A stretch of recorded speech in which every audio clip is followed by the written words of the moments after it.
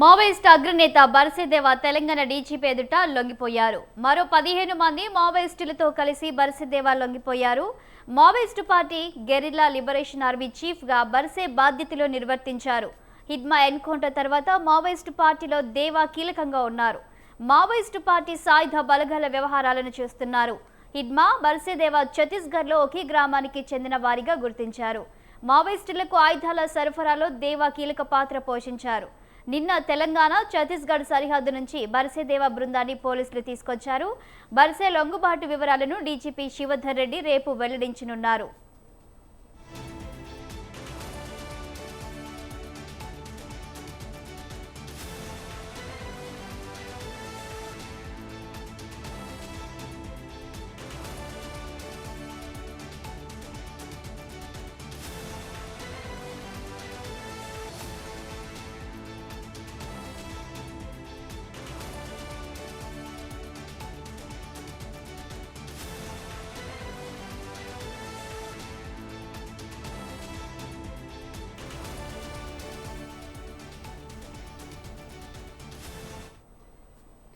Maoist అగ్రనేత బర్సిదేవ Telangana DGP ఎదుట లొంగిపోయారు. మరో 15 మంది మావోయిస్టులతో కలిసి బర్సిదేవ లొంగిపోయినట్లు తెలుస్తుంది.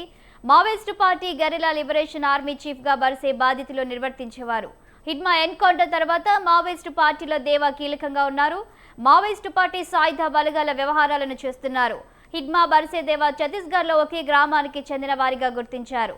మావోయిస్టులకు ఆయుధాల సరఫరాలో దేవా కీలక పాత్ర పోషించారు.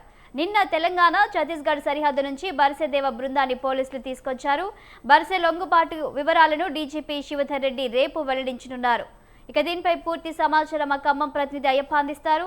అయ్యప్ప, బర్సేదేవ లొంగిపోయినట్లు వార్తలు వస్తున్న నేపథ్యంలో పూర్తి వివరాలేంటి? వాస్తవంగా మావోయిస్టు పార్టీకే కీలక నేత ఇప్పుడు ఈ రోజు లొంగిపోవడంతో పెద్ద ఎదురు దెబ్బ తగిలిందని చెప్పాలి. ఎందుకంటే ఇటీవల కాలంగా అనేక మంది మావోయిస్టుల నేతలు అయితే పోలీసుల ఎదుట లొంగిపోయిన విషయం మనకి తెలిసిందే.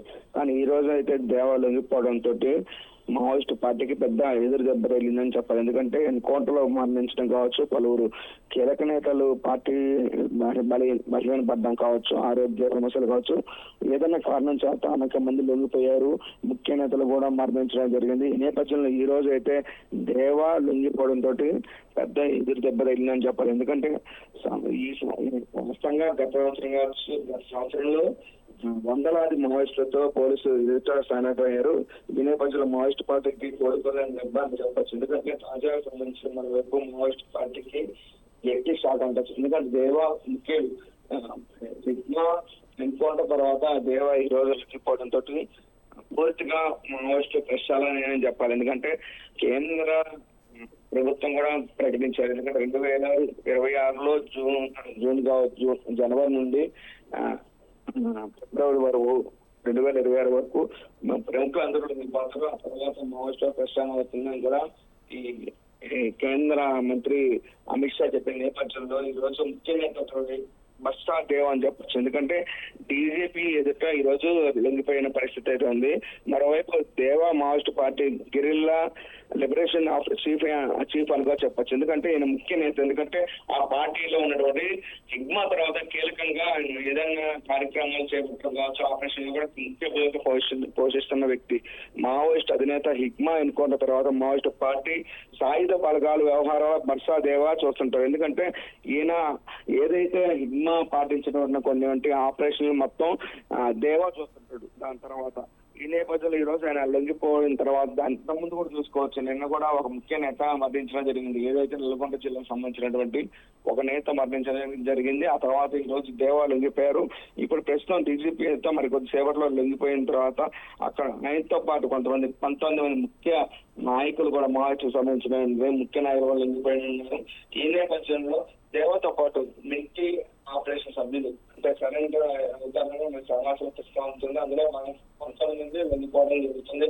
ఏదైనప్పటికీ చాలి ఒక మాట చెప్పొచ్చు. ఎందుకంటే 2026 సంవత్సరం ముఖ్యంగా చెప్పుకోవచ్చు. ఈ రోజు జరుగుతున్న సంఘటనపై మరింత సమాచారం మనకు కలుగుతుంది. ఎందుకంటే ప్రముఖ నేతలు ఈ రోజు అయితే లొంగిపోయి ఉన్నారు. ఎందుకంటే 2026లో మొత్తం పూర్తిగా ప్రక్షాళన అవుతున్నామని కూడా చెప్పారు.